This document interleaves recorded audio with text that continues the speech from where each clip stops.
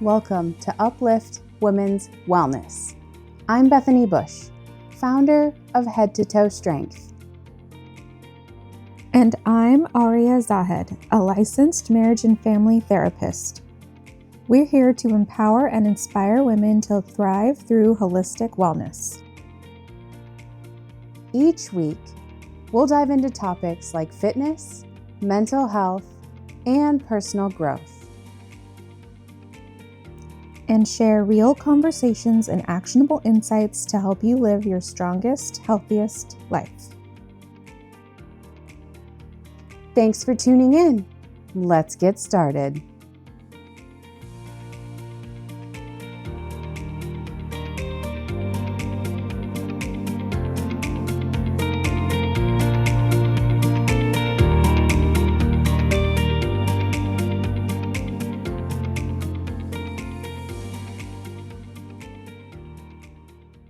Well, today we have Emily, and I'm so excited. I've known Emily for a few years, and she was actually one of the people that really supported me while I was transitioning back to being a therapist.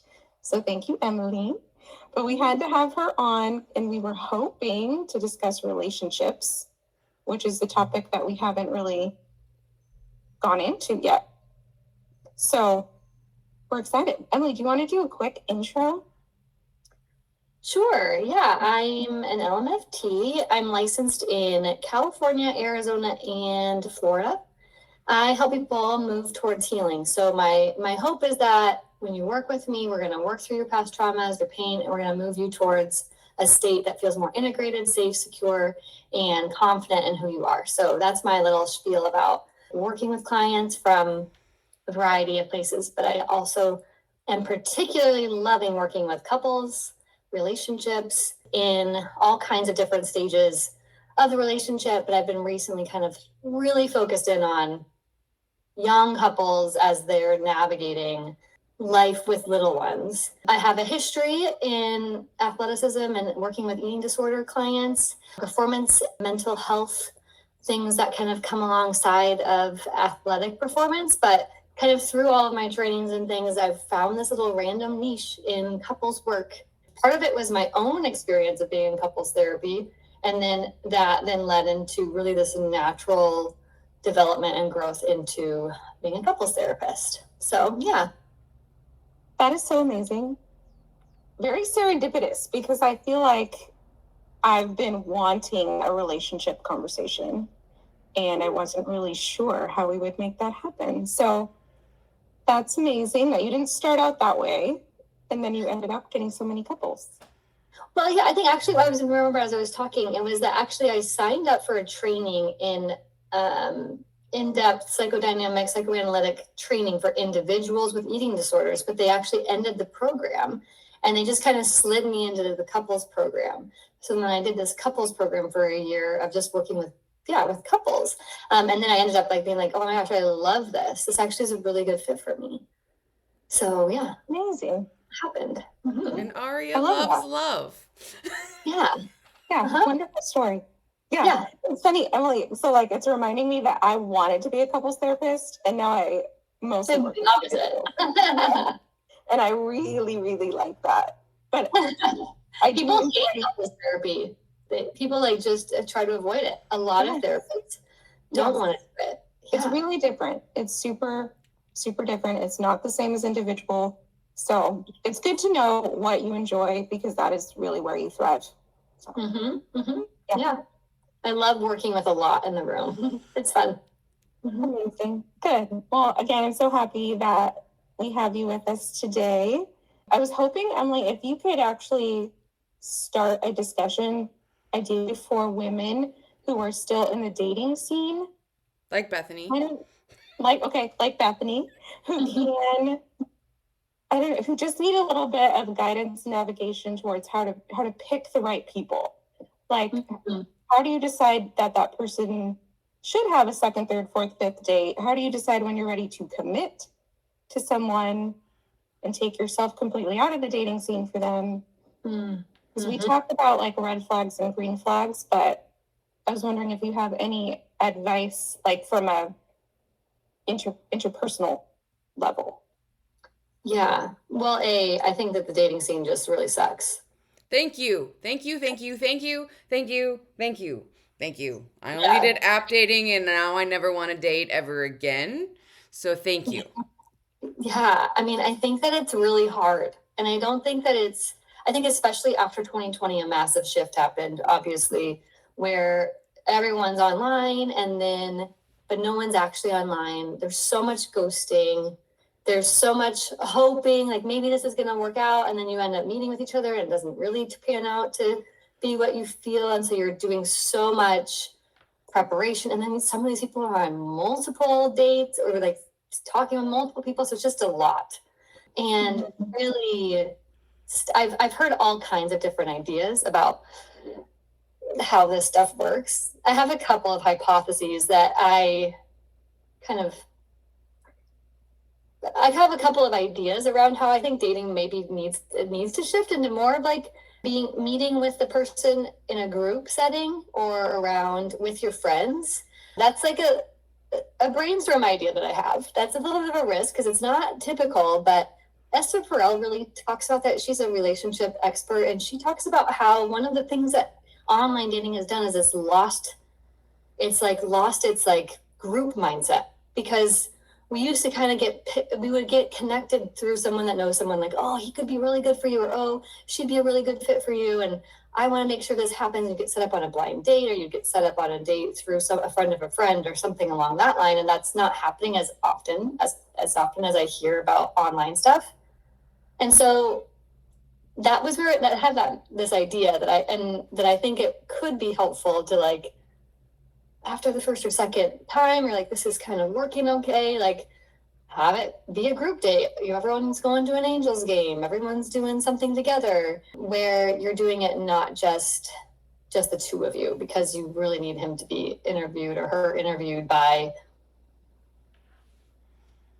the village, Yes. So that's one thought.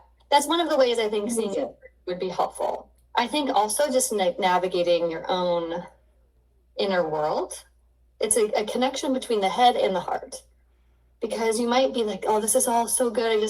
You get that, like, I think you mentioned this a little bit, Bethany, with that love bomb feeling where you have so much of the positive infatuation energy, but really you guys aren't really going much deeper than, you're not being able to open up the doors. Now, you don't want to open the doors too soon because that could be too much too soon. So it's really navigating and negotiating. How do I kind of stay present to what's happening and the connection between us, the playfulness that we have, the capacity to be playful together, the capacity that he or she has to be curious about me, and how safe do I feel opening up and being vulnerable with you? Do you have any questions? I mean, I have lots of thoughts, but I don't want to take over Aria. Well, first, I just want to comment on the third-ish date being kind of like a group community type thing. I love that. And actually, Emily, I don't know if you know the story, Bethany does, but my husband, on our third date, we accidentally, and I don't know if it's accidental or not, but we quote unquote accidentally ran into his friends at the coffee shop we had our date at. And so I saw him with other males. And his behavior with other males is actually like one of the reasons why I fell in love with him, because they were very, very respectful people. Mm-hmm. So that was nice. Like, I felt very validated in that, because you don't know when people are one-on-one with you. They could be lying, they could be manipulating, they could be acting. Mm-hmm. But when you see people with their community, or you bring them into your community, it's a lot harder to be disingenuous. Absolutely. And then can you stay connected in a healthy way and with other people around you too? I think it can feel like a lot, maybe like, oh, these are people just trying to show how cool they are or whatever. But I feel like it's just such a positive thing if you fit and jive well in their community and they want to invite you into theirs. Like, I don't know, that's just a special connection. And I love that you guys have already had that experience naturally. Thank you. Yes, highly recommend. Yeah. Yeah, I mean, my partner, I feel like that's why I fell in love with him, was because of how he was respected among the people that I also respected. personal story, but that was a really important part of that was the way that others reviewed him and the ways that I viewed him interacting with others. So, yes. Yes. Yeah. Yes. So helpful. Yeah. Bethany, did you have questions? So I like that you bring it back to like meeting in person and doing the group thing, because I'm kind of made fun of because I never did apps and I never did online dating because I was like, it's not connectable, if that's even a word. And then, you look at a person or you swipe on a face and it's like, it doesn't even, Aria knows this because she's been swiping with me for a year now and she helps me. And it's like, it's hard for me personally to like look at your face and want to talk to you or not. Because for me, I'm very much, I need to meet you. I need to see what you're like. I need to read your vibes. Like, I need to see you in person. How do you, because I am such a body work person, how do you move? How do you stand? What are your nonverbals? So I've had a really hard time with the whole like right, left, swipe, swipe, swipe. Because I'm like, okay, but that tells me nothing about you. So I love that you're perpetuating, like I always joke, like let's date it like it was in the 90s, where you all grow up, you go out with all your friends, and then it's like, here's so-and-so and here's so-and-so.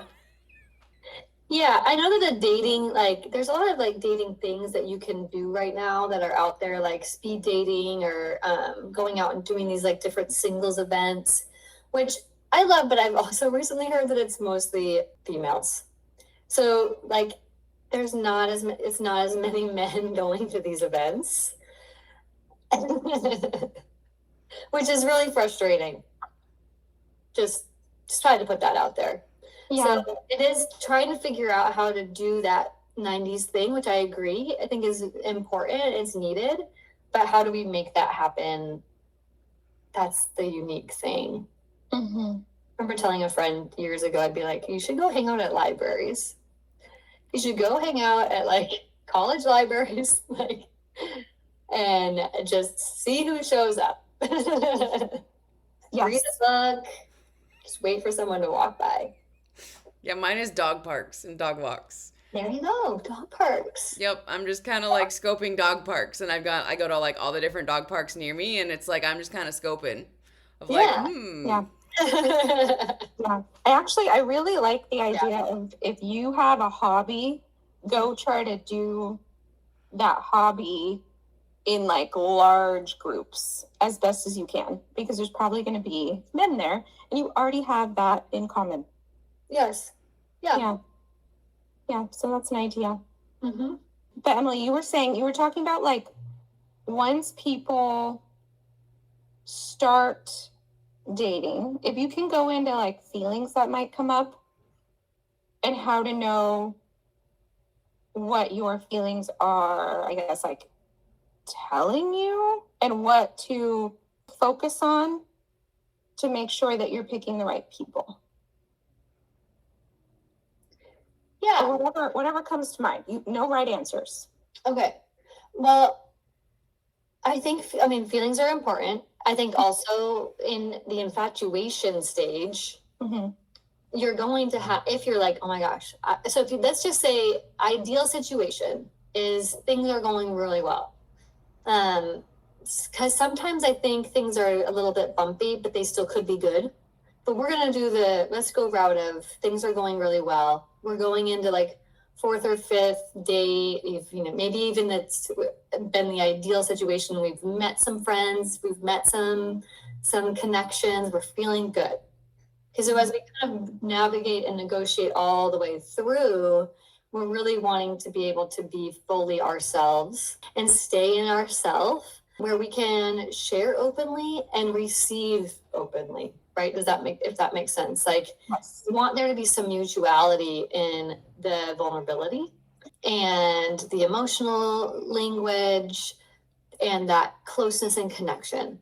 So I think a few of the key words that I have found that are very important for relationships over the long term is our capacity to be playful, our capacity to be curious with one another and to enjoy an experience together, right? Like, and then you know, again, we also want to be able to communicate and have conflict and, you know, feel close to one another. But I do think that playfulness feels really important, especially in this stage that we're describing, is how can we really connect, be playful together, but also go deep, right? Like, and I feel like around that, we're in the, you know, 4th to 6th date, I think. We're wanting to just be able to be more vulnerable, and we're wanting to be able to express ourselves and feel like there's like that mutual connection back and forth. Mm-hmm. Yeah. And ideally validation. Yes. Yeah. Yeah, like that. Validation that you're experiencing, that your experience is real. And there's just that respect, and there's a lot of consent going on between what's happening physically in the relationship, because all these levels of intimacy, you want to be, you know, there's social intimacy that we've talked about, there's physical intimacy, there's the emotional intimacy, and there's intellectual intimacy. So you really want to have like all those things kind of rising at similar levels or close to one another. When one will go up a little bit, and the other things should be following close after. And I have noticed from my experience, I don't know if it's because they're behind a screen or not, the sexual comes up almost within like the first or 3 sentences. Mm-hmm. And it's hard for me personally. I'm going to put myself way out there, because I am one of those women that is highly intuitive and highly sexual. So it's hard for me to be like, no, you have to ignore this flirting because this is a boundary push. This isn't actually healthy flirting. Because to me, healthy flirting is like talking like 15-year-old kids. And so it's very difficult, because my gosh, the number of conversations that I've sent to Auria and been like, all right, here we go. Hi, how are you? My name is I do this. All right, so let's do blah, blah, blah, blah, blah, blah, blah, blah, blah, blah, blah. Not going to say this for the, even though we have an explicit rating, I'm not going to put out what people say to me. But what is that? It's a lot. It happens all the time. And it feels wildly inappropriate, because it's not like you're on I'm in this for a one-night stand, or I'm in this for, it just feels like they're leading with that. And it doesn't feel like that person is deeply connected to their, like, all those levels of intimacy, right? All of the holistic sense of what they're really, I mean, sure, we want to have, like you said, you want to have good sex, you want to have good connection, you want to have that playful flirtation component of the relationship, but to do that right away, it might close off some of the other levels of intimacy if that's the first focus. So that's where it's like, okay, well, maybe this isn't going to be the best fit. Or maybe they realize that they're kind of leading with that and they need to kind of adjust. If they can adjust, that's it. It feels more yellow, you know? Yes. But I don't know that happens much in that story that you're sharing, right? Like, how often are they able to be like, oh, well, actually, let me tell you about my, I don't know, feelings about this, or my. It seems very, it's very like hot or cold. And like when I put a boundary down, there is not kind reciprocation when a boundary is laid. And, you know, I've put a good try in it, but the last few men that I spoke to, like, I don't want to anymore. Like, I'm just like so grossed out and so done that I'm like, Auria, can I please be done dating again? Yeah. What I've been saying, the apps, it really is like, literally, I'll read her conversations. It's like sentence 4 is something on a sexual level. But if you meet people in person, the conversations are not sentence 4 is sexual. It's still very much getting to know each other and asking like basic questions like, where did you grow up? Or like, I don't know, like cute ones, like, what's your favorite ice cream? Like, it doesn't get like frisky until like later. So that's what's very frustrating to me about the apps for people, is because there's a whole like phase that's being skipped over. And I loved what you were saying, Emily, of like all the different kinds of intimacy should be rising together. And the apps are making it so that only one kind of intimacy is just like jumped to. Yeah. And I don't know if they think that that's like a compliment. Like they wish people would say that to them. So that's why they're saying it sentence 4. I don't know. I don't know the purpose, but it ruins everything. Mm-hmm. Yeah, I mean, that opens a whole nother bucket for me around like sexuality in men, sexual addiction in men, where that's a whole nother can of things that I feel like because of what is being they've been exposed to since really early ages, and developmentally they've like kind of missed some areas of development, that they are acting like 15-year-old.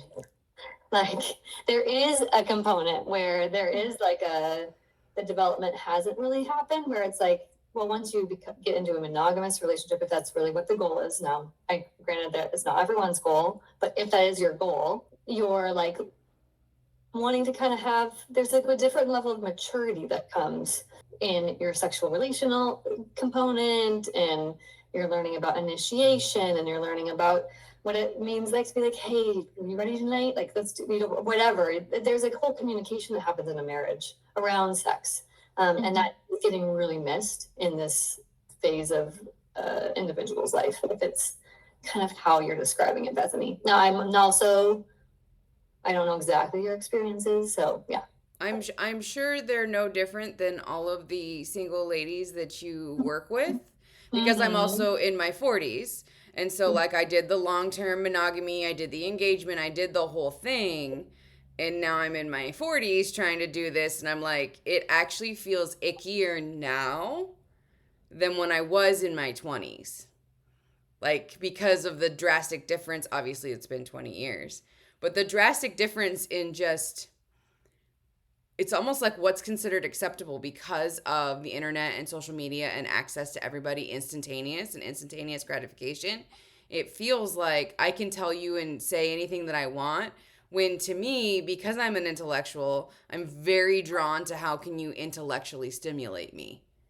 And that's, so I'm assuming that a lot of the women that you are working with, no matter, my guess would be the age, would be the same type of like, I don't have a brain to them. Mm-hmm. Yeah, they're not seeing you as your whole person. So maybe when you're in person, the interaction level is going to be so much different, because I'm like, oh yeah, you're not just, I'm not going to be just using you for my sexual satisfaction, but I also will feel other things around you and from you and in our relationship long term. Yeah, it's just Auria gets, I'm just like, all right, here we are. Okay, we're going well. Second day of conversation. Boom, I want to do this, whatever, what's your blah, blah, blah, blah. And it's hard for me because Ari always says, because I'm a Libra, that's like my jam. And so it's hard because to me, it's like, ooh, this is fun. But to me, it's just fun. It's not like I'm actually not sexually interested in you yet. Yeah, I totally, because it takes so much more emotional connection and safety and all that. I am curious though, if you did let it be there, have you ever let it go? Yeah. And then what happens? It kind of stays there. Okay. And it doesn't transpire into anything else. It just kind of like stays into that, like, ooh, yeah, and then we could do this, and then we could do that, and that I want to take you here and do like, there's no like this is not even like a date hasn't even happened yet. Yes. Yeah. Like I haven't even met this person. Fantasy world. Yeah. Totally. And then very defensive and very upset when I'm like, okay, what do you expect out of relationship? And I use, the 5 love languages, or because I'm healed from my own trauma, or still currently healing from my own trauma. So trying to put that into like, what do dates look like for you? What do you find? What do you enjoy? What kind of hobbies do you like? It's like, oh, well, we could da da, and then it like, and I'm like, well, oh, okay, that conversation was a dud. Yes. Yeah. So that's really a person problem, I feel like. Yeah. One of my like biggest pet peeves is people who are invalidating to other people. And that's one of the reasons why I get mad about the sexual comments really quickly, because I feel like they're, like you're being able to choose the topic. But can you speak to Emily, like how it feels to be validated? Like examples of you saying something or putting yourself out there, and then like whomever's in front of you is showing validation, like what that looks like, and like actually wanting to listen and wanting to get to know you, just so people can see that as a positive. Absolutely. Like validation is key to any intimacy and creating safety, emotional safety. So validation does not need to be, I agree with everything that you have to say. Validation is truly like your experience is real. Like, that makes sense to me. Like, wow, that would be, I can imagine what that would feel like if I were you. So it's just a way that they kind of can move towards you. It's a really important skill in conflict resolution. And I have to tell clients this all the time, that validation is not agreement. It's really just finding a way to connect with the person that's in the pain spot, connecting with their emotions. So if you're on a date and they're like, you're talking about, I don't know, something that's happening at work and some stressor that you have in your life. And if they just kind of start either trying to fix the situation by telling you all the things that they would do differently, or if they're stepping into it and invalidating you by like checking in with all the other people's feelings in the situation instead of your own. Those are amazing examples of what please not to do. That's invalidating. Well, validation being, you make sense to me. I can imagine that would be really hard. And it's the fixing and the other ways of moving away from you. There's always like a push and pull in a relationship. There's always going to be ways that we move towards others and ways that we kind of separate from them. And in the beginning, it should feel like a lot of that connecting. And also you're still able to stay kind of within who you are, I think is an important thought that's coming to me around like being able to, because the second stage of the relationship is the separation of, can I be accepted for who I am and be different from you? Right? I think I'm maybe jumping ahead a little bit, but like the second stage of a healthy relationship, the first one is this infatuation and closeness and connection. But the second stage is, can I be different? And that's often that's kind of the stage that I typically am working in, because that's where the anxiety really comes out. That's when it gets really difficult to have conflict, or people will get avoidant or scared of an emotional response that someone's having. And it's really hard to validate a feeling that feels really big for them. So they tend to pull away, and then we try to kind of figure out ways to like acknowledge what this dance is and how do we move towards one another, We want people who can hear our stories and be there for us, not try to make it into some kind of argument or some kind of debate. It's just, I hear you. I get that. Not, I hear you, this is what you should have done differently. Yeah. So gentlemen, if you are listening and we are talking to you, please do not solve the problem for us. Mm-hmm. Yes. Women do it too. I mean, we do it to men also. We're like, let's fix this for you. Like, we can be fixers. We can think of a ton of solutions for the problems that they're having, Yes. So it's just not a great way to stay intimately connected to someone, because there's so many other levels of intimacy that you have to be paying attention to, not just like, let's work with you in this career stuff or this work thing, but you're really wanting to stay connected in all of the other realms of a relationship. So Definitely. Okay. Also, Emily, you brought up like anxiety and avoidance. So could you talk like a little bit on the two attachment styles? Like if we were to categorize them, like what would anxious attachment look like?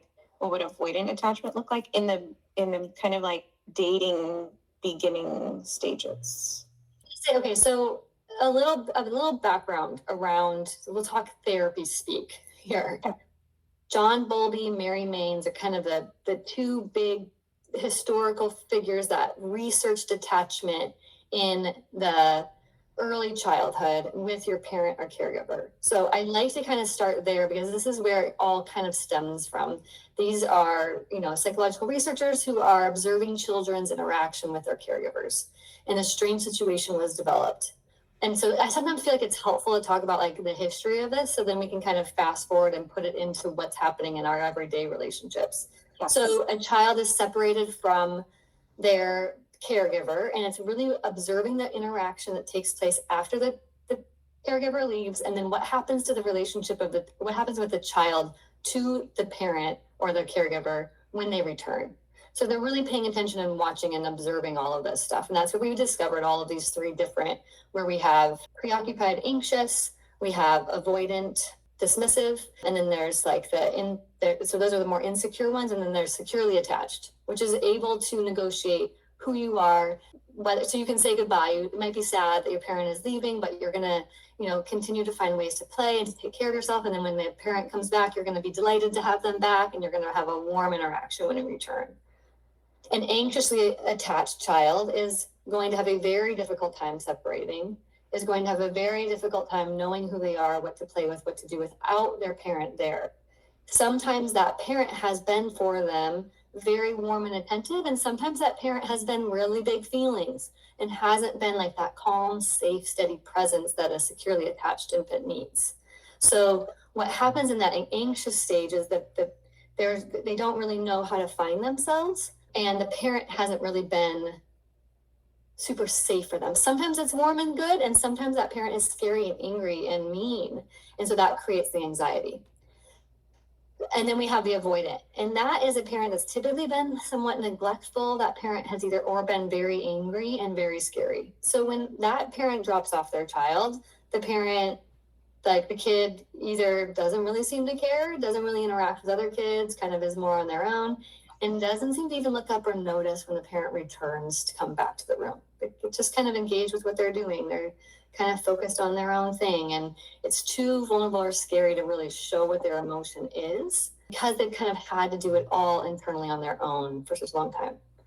So that, if we fast forward to that with dating, okay, let's say you are starting to really like someone and you're like, this could be like a good mix, but then you start to get anxious because you're like, oh, I want to have a close relationship with this person, but I'm very anxious about what they think about me. I feel really insecure on the inside. I don't know if I'm really safe with them. I need to always look for reassurance from them. I'm constantly looking for them to get back to my text message, say, leave me unread. What does that mean? If they don't get back to me immediately, that I don't know if they're thinking about that. Your inner world starts to get a little chaotic and crazy, I think. That you feel like you're going a little bit crazy. And really this piece is what I love about attachment stuff, is that person has to really work on developing their capacity to become self-aware. I'm anxious. This is about me more than it is about them. They develop their capacity to self-soothe, to stay calm, to find things that calm them down, to reach out to a friend. Hey, I'm feeling really anxious, their therapist, to go for a run or a walk, to check in with their body, work on their polyvagal nervous system, calm themselves down, all these different self-soothing things that they can do, and build self-trust that they're going to be okay if this person isn't in this relationship, right? They're going to be okay if this person isn't who they say they are, or I love the statement of, am I going to be okay? Because that anxiety gets so big. So that's my theory around anxiety, anxiously attached daters. Now, the avoidant dater, they might be interested, but my thing with avoidance is it's a fear of vulnerability, essentially.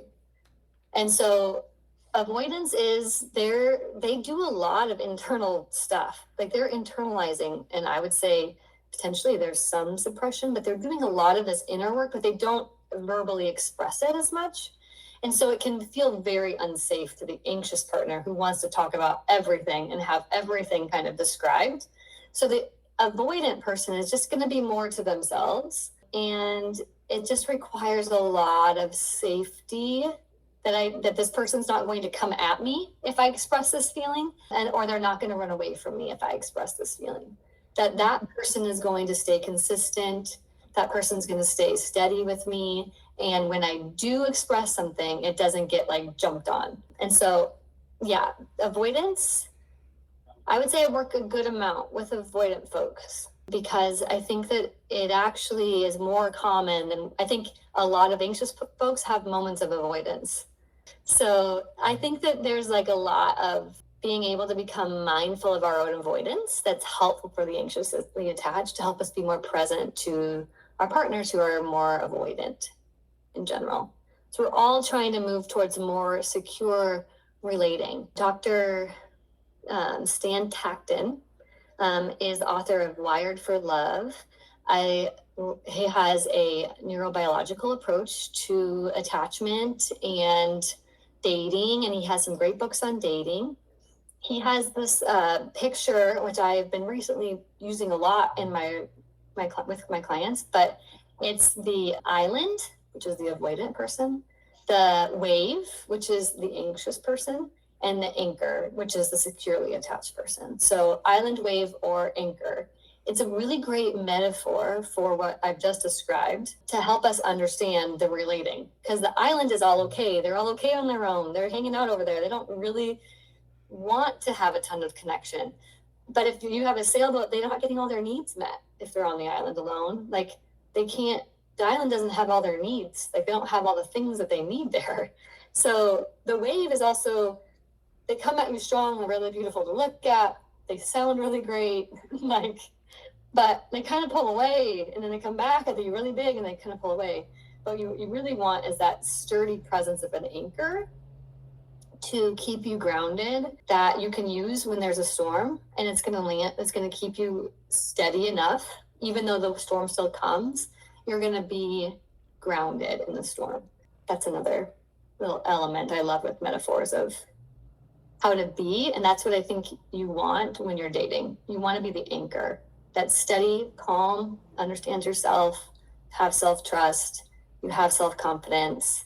And yeah, you can take the storm if it comes, but you also can be willing to go and reach out to the island because it's not so scary. Yeah. Amazing. Yeah.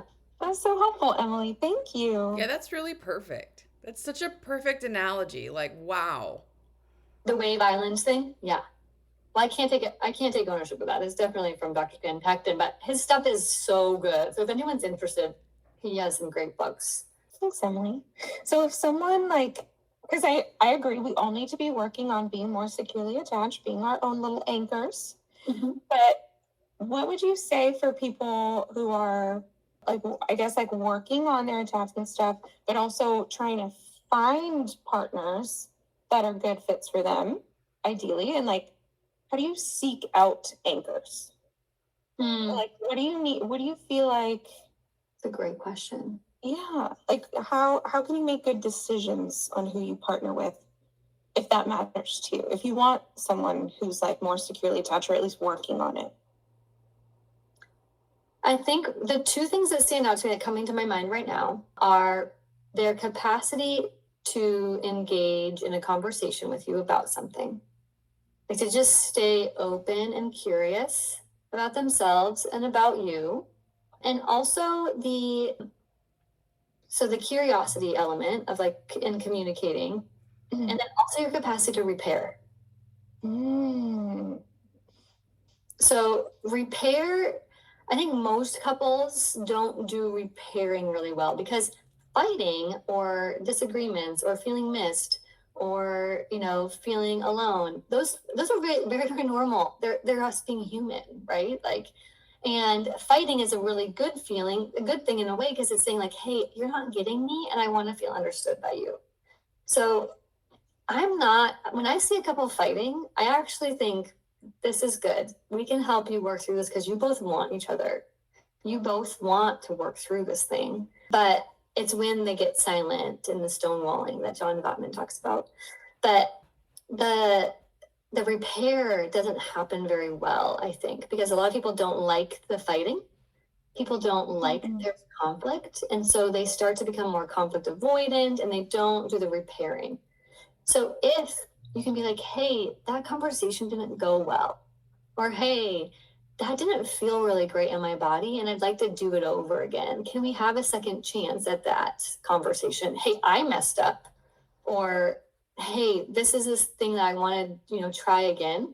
Like, those are the things that would be amazing in a dating relationship, right? Of like, let's give each other second chances.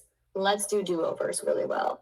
Let's find ways to repair, like, that validation of, hey, I really missed you and I'm really sorry about that. Or, yeah, XYZ thing. Well, I hope that that's not too idealistic. I know, Emily, that was the way. I'm so sorry to cut you off, but the way you worded things literally brought tears to my eyes. Oh. Like, I wish everyone would just talk like that. Yeah, like that we can like acknowledge that, like, hey, I've messed up or you messed up, but I'm forgiving you, and I am moving. Because I want our relationship to be better.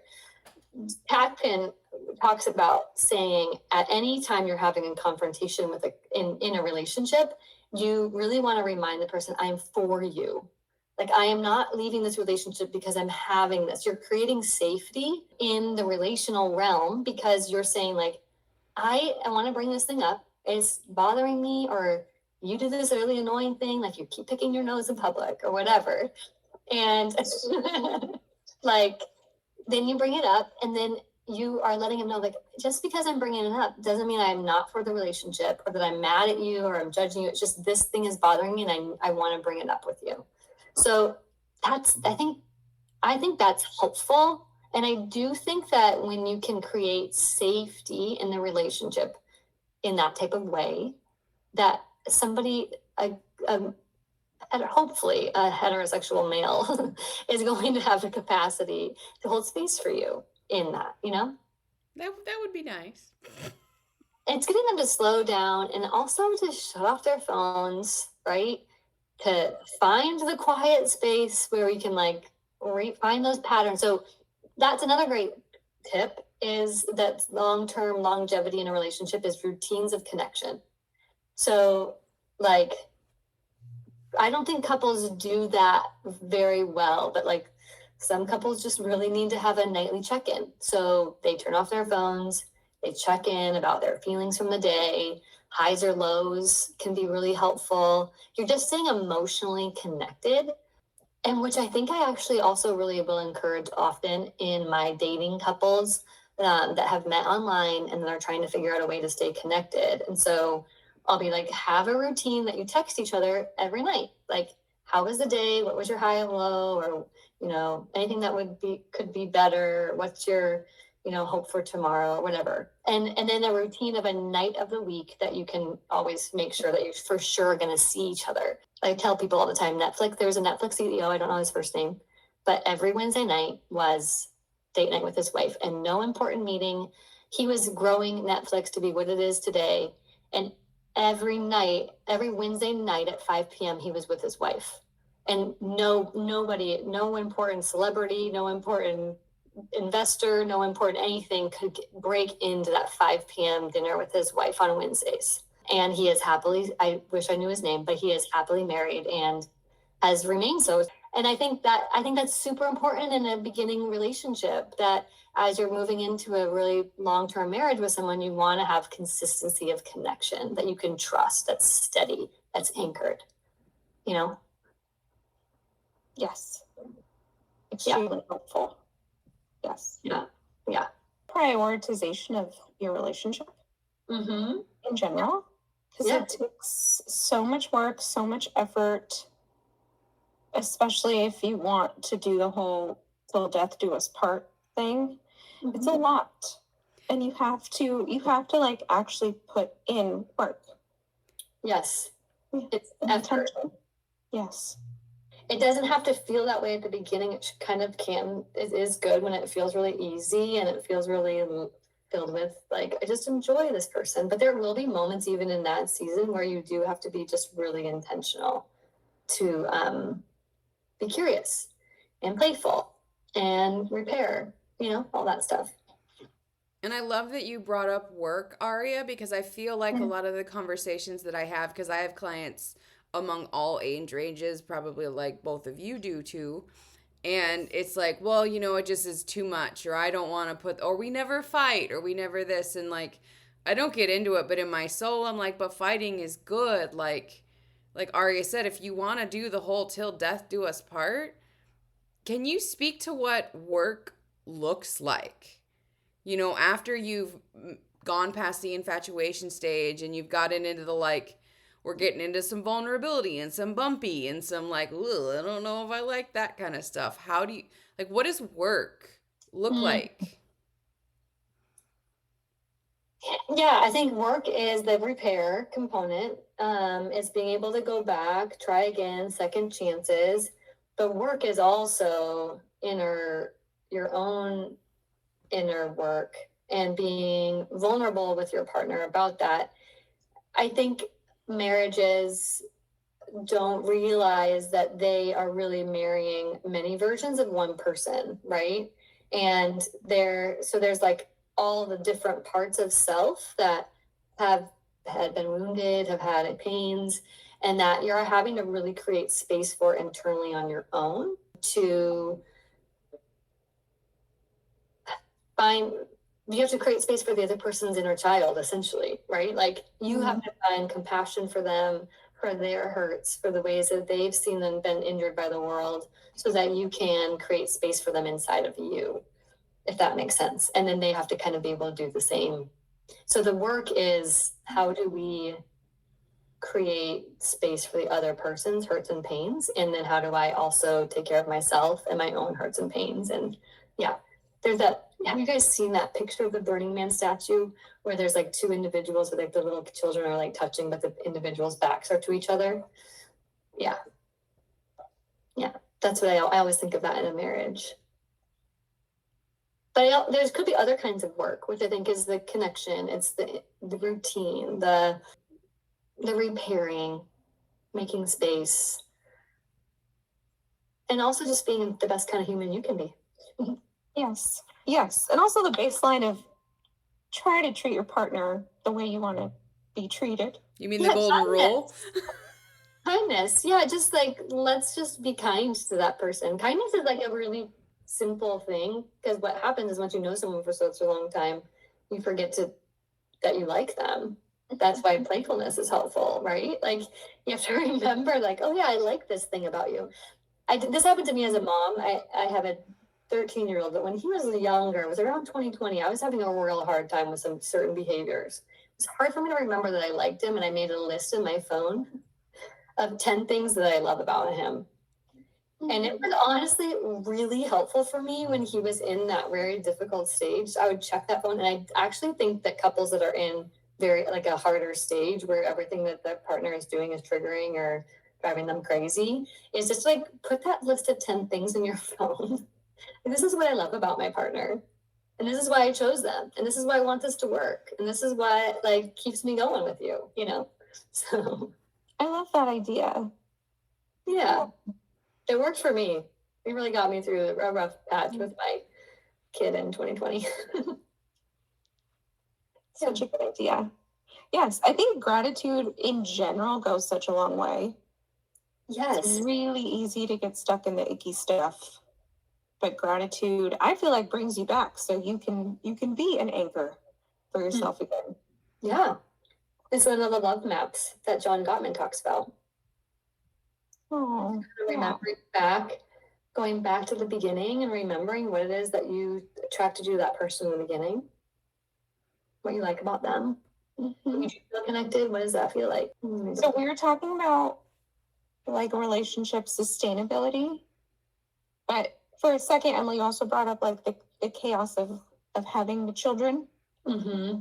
So when you are trying to do all these things we were talking about of maintaining the relationship, putting effort in, doing repairing, holding space for each other, creating safety, all these wonderful things, how do you manage, like on an emotional level, all of that and raising children? Exactly. Well, this is when marriage satisfaction drops. So if you look over time, if you were to look at a scale, you're going to see that I think it's like 30 to 40% of marriages, the satisfaction drops significantly during that stage of marriage's life, right? So when marriage satisfaction drops, it's because there's so much pulling your attention away from the relationship. The relationship has its energy of its own and it needs our time and attention.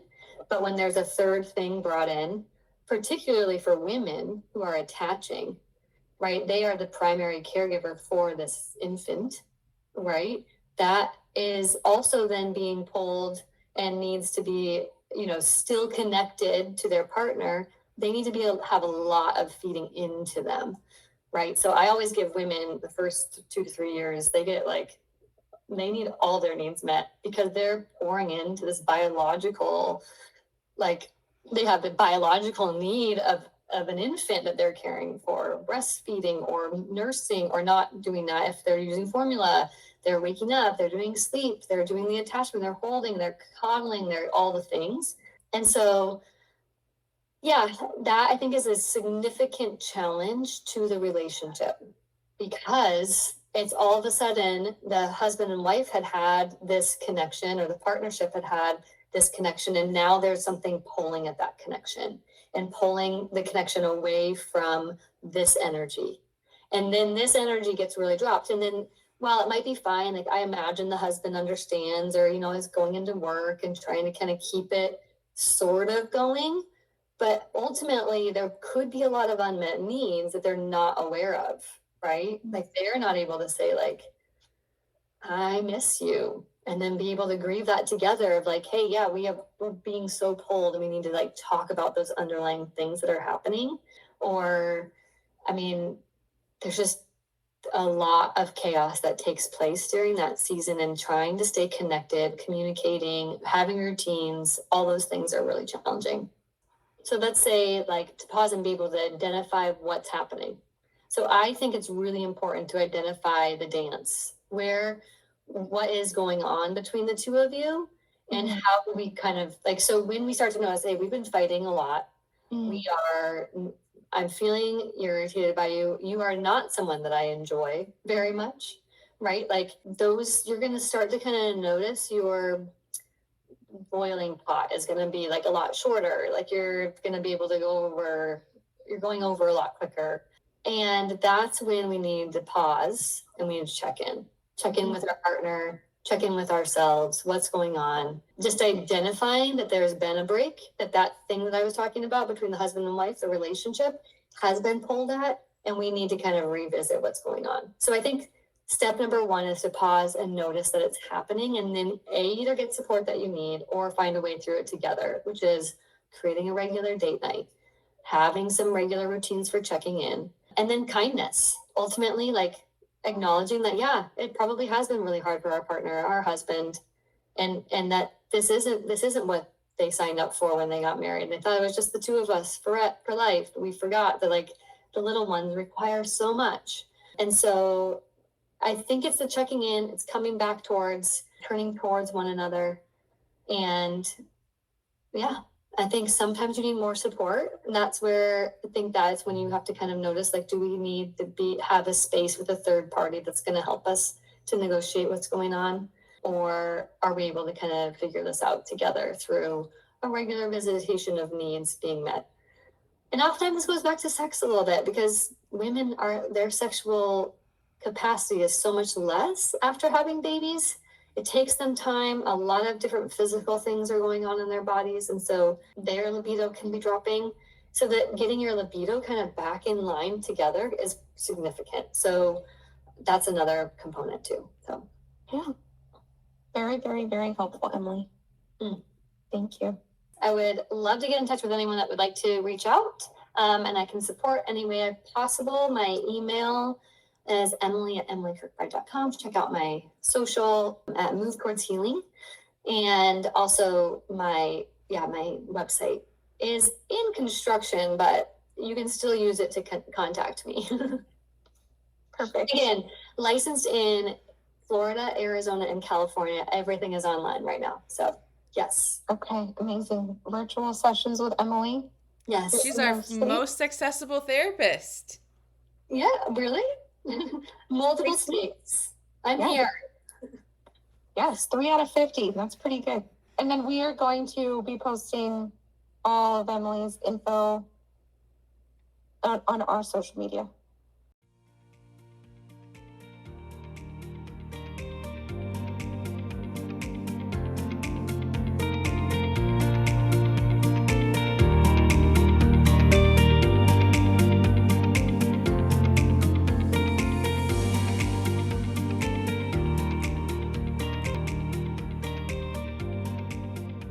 Thank you for joining us on UpLift Women's Wellness.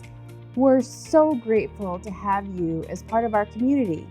Don't forget to subscribe, leave a review, and share this episode with someone who needs it. Follow us on social media for updates and extra inspiration between episodes. And remember, you're stronger, braver, and more capable than you know. Until next time, Stay strong, stay empowered, and keep uplifting each other.